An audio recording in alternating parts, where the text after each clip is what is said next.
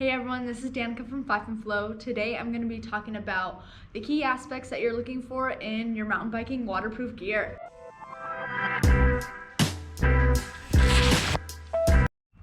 I'm going to be starting at the clothing item that is the most vital and then make my way down to the items that really just make the ride comfortable while being outside in the wet. Pretty much there are two types of riders out here in the Pacific Northwest, the fair weather riders and the diehards. And I think one of the main differences between the two groups is the diehards have the gear. Okay, let's look into the right type of waterproof gear.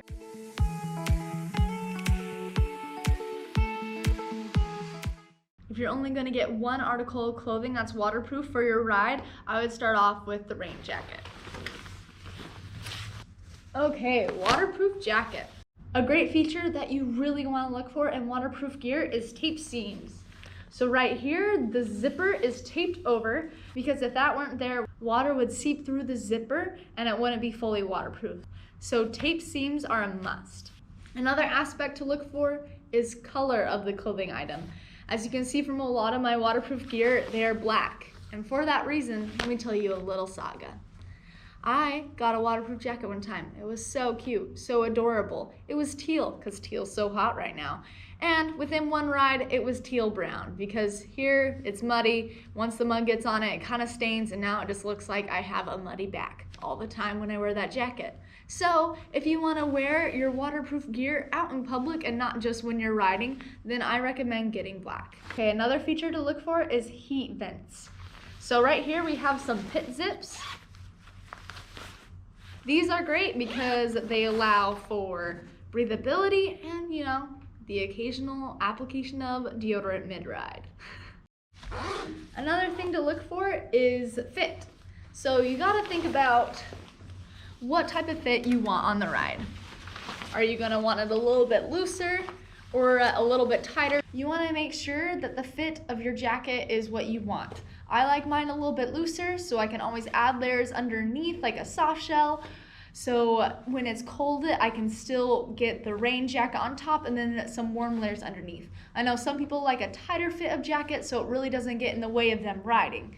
So you have to decide what type of fit works for you. You want it to have a membrane. You want it to be fully waterproof, so it's not just water resistant. The second most critical article of clothing I would get would be waterproof pants. Okay, waterproof pants. So I have some Enduras. They have been great. So I'm gonna talk about some things that I think are really good about these pants, some things that I wish were better, and what you wanna look for in a waterproof pant. So first of all, just describing a little bit about these pants. They have a membrane or a panel system just in the back. The front is water resistant.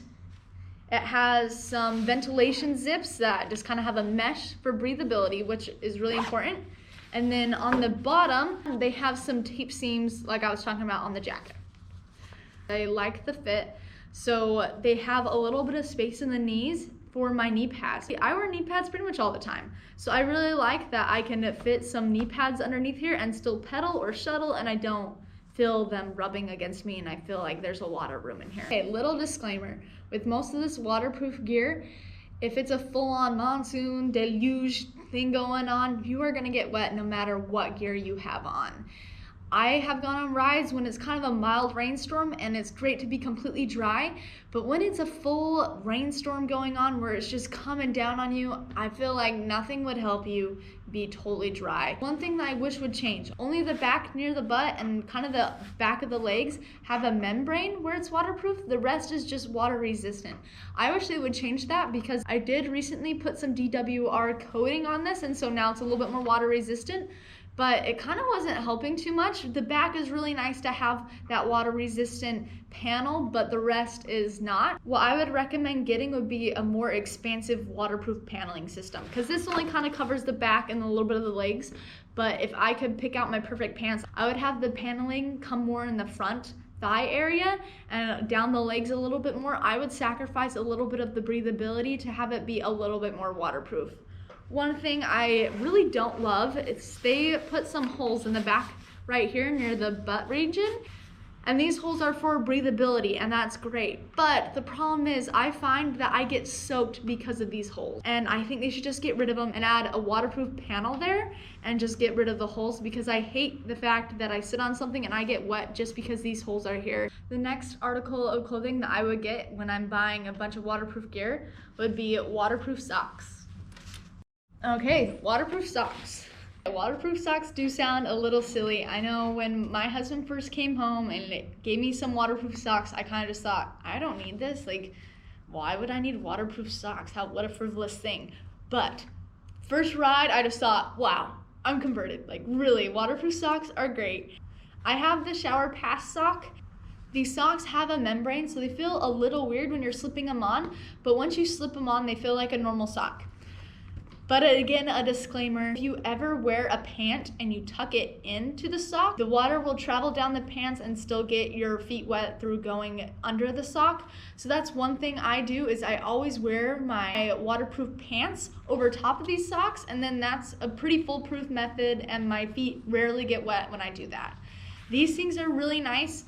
Another downside is they aren't really warm. If you get cold feet, these do not help with warmth if it's a really cold and rainy ride.